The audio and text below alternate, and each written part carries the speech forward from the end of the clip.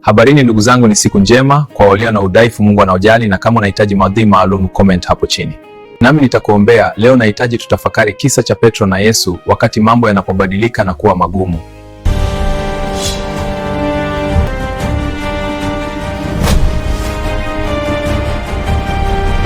Petro alihitaji kumsaidia, lakini ikawa tofauti. Hapa kumbuka, Mungu hasaidiwi bali husaidia nawe uwe mwaminifu, usiseme au kutenda dhambi. Mathayo sura ya 26 mstari wa 52 inasema, ndipo Yesu akamwambia, rudisha upanga wako mahali pake, maana wote waushikao upanga wataangamia kwa upanga. Na mstari wa 53 inasema, ama wadhani ya kuwa mimi siwezi kumsihi Baba yangu, na ataniletea sahihi zaidi ya majeshi 12 ya malaika.